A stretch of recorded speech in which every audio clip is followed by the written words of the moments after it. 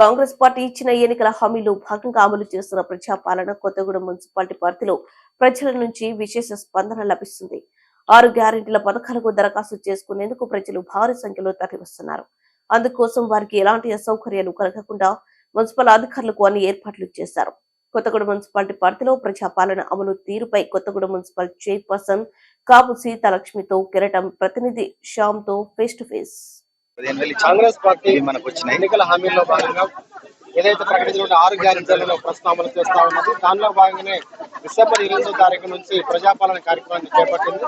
అయితే 3వ రోజు కొత్తగూడెం మున్సిపాలిటీ పరిధిలోని ప్రస్తుతం మున్సిపల్ చైర్పర్సన్ కాపు సీతాలక్ష్మి గారితో ఉన్నాం. ఇప్పుడు మనం మేడం గారికి తెలుసుకుందాం ఈ ఏర్పాటు ఎలా ఉంది అనే దాని మీద.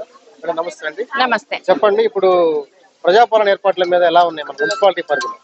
ముందుగా అందరికీ నమస్కారాలు. మున్సిపల్ చైర్పర్సన్ కాపు సీతాలక్ష్మి, కొత్తగూడెం. ప్రజాపాలన, ఎన్నికలప్పుడే రాజకీయాలు. కొత్తగూడెం మున్సిపాలిటీ పరిధిలో ఉన్నటువంటి ప్రజలందరికీ కూడా సంక్షేమ పథకాలు అందాలని చెప్పి కొత్తగూడెం మున్సిపాలిటీలో ఉన్నటువంటి కౌన్సిలర్లు అందరూ కూడాను ఈ అప్లికేషన్స్ ఇంటింటికి కూడా పంపించటం, అటు అధికారులు, ఆర్పీలు, అధికారులు అందరూ కలిసి చక్కగా ఇంటింటికి కూడా అప్లికేషన్స్ పంపటం జరిగింది. ఒక వార్డుకి వచ్చి 2 రోజుల ప్రోగ్రాం అండి ఇది. మేము municipal commissioner and MRO, RDO అందరూ సహకారంతో చక్కగా చేస్తున్నటువంటి ప్రోగ్రాం.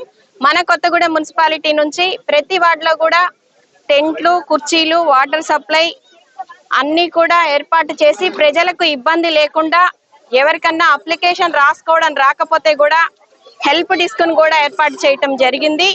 ఈ యొక్క పథకాలు ప్రతి ఒక్క కుటుంబానికి కూడా అందాలని మనస్ఫూర్తిగా కోరుకుంటా ఉన్నాము. ఖచ్చితంగా ప్రజల పక్షాన ఉంటాము.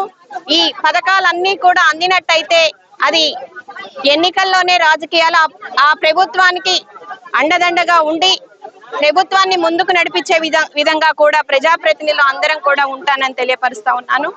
ఈ రోజున 6 గ్యారెంటీలు ఇచ్చారు.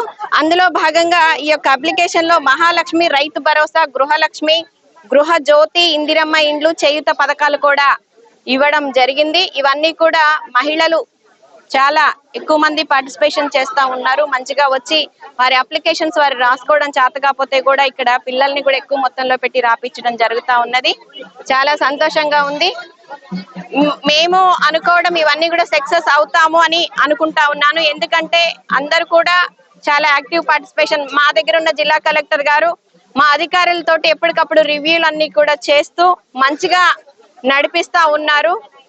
ఉంటూ అధికారులకి ఎటువంటి ఇబ్బంది లేకుండా కోఆర్డినేషన్ తోటి పనిచేస్తా ఉన్నాము. నా కొత్తగూడెం మున్సిపాలిటీలో మున్సిపల్ కమిషనర్ రఘు గారు కానివ్వండి, అదే విధంగా ఎంఆర్ఓ పుల్లయ్య గారు కానివ్వండి, అదే విధంగా స్పెషల్ ఆఫీసర్స్ గా కూడా అర్జున్ గారు మొత్తం కొత్తగూడెం టౌన్ మొత్తం చూస్తారు. అంతేకాకుండా ఇప్పుడు మన శ్రీనివాస్ గారు, డిఈ గారు, వారిని ఇక్కడ ఇన్ఛార్జ్ గా కూడా వేయటం జరిగింది. అంటే హయ్యర్ అథారిటీస్ తోటే ఈ యొక్క ప్రోగ్రామ్ నడుస్తా ఉన్నది. వారి కింద మళ్ళా మా మున్సిపాలిటీ ఇటు శానిటేషన్ ఇన్స్పెక్టర్ కావచ్చు, విఆర్ఓస్ అందరినీ కూడా టీమ్ గా పెట్టి చేస్తా ఉన్నటువంటి ప్రోగ్రామ్ అండి. ఇది చాలా చక్కగా ఉంది. ఇప్పటి వరకు కొత్తగూడెం మున్సిపాలిటీలో 15,000 అప్లికేషన్స్ పంచటం జరిగింది. మాకు అప్లికేషన్స్ ఇచ్చిన తర్వాత మాకు ఒక 5,000 పైచీలకు అప్లికేషన్స్ ఇవ్వటం కూడా జరిగింది. మళ్ళా వాళ్ళు అన్ని కూడా వస్తా ఉన్నాయి. సక్సెస్ అవుతుంది ప్రోగ్రామ్. ఇక ఆ స్కీమ్లన్నీ కూడా ప్రజలకు అందచేసే విధంగా ప్రభుత్వం చెయ్యాలి. ప్రజల పక్షాన ఉంటాము. ప్రతి ఇంటికి కూడా సంక్షేమ పథకం అందే విధంగా చూస్తామని కూడా తెలియపరుస్తా ఉన్నాను. ప్రధానంగా ఏ సమస్యల మీద అప్లికేషన్లు ఎక్కువగా వస్తా ఉన్నాయి? ప్రధానంగా కొత్తగూడెం మున్సిపాలిటీ పరిధిలో ఎక్కువగా అప్లికేషన్స్ వచ్చేది దేనికైనా ముందు రేషన్ కార్డు కావాలి. రేషన్ కార్డు కోసం ఎక్కువ మంది దరఖాస్తు చేసుకుంటా ఉన్నారు.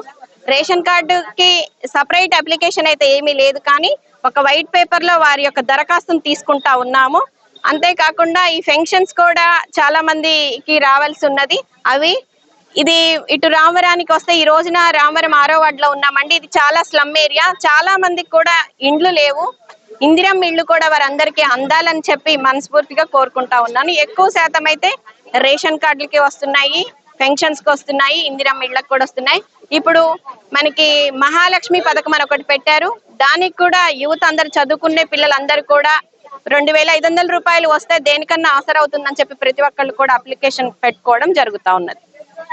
చూసినట్టయితే ప్రధానంగా ఇక్కడ ఇందిరమ్మ ఇళ్ల సమస్య, అలాగే పెన్షన్ విషయంలో కూడా ఎక్కువగా దరఖాస్తులు వస్తా ఉన్నాయని, అలాగే మున్సిపాలిటీ పరిధిలో కూడా ఈ ప్రజాపాలన ఏర్పాట్లకు సంబంధించి పూర్తి స్థాయిలో చేయడం జరిగిందని చెప్పేసి మున్సిపల్ చైర్పర్సన్ మనతో చెప్తా ఉన్నారు.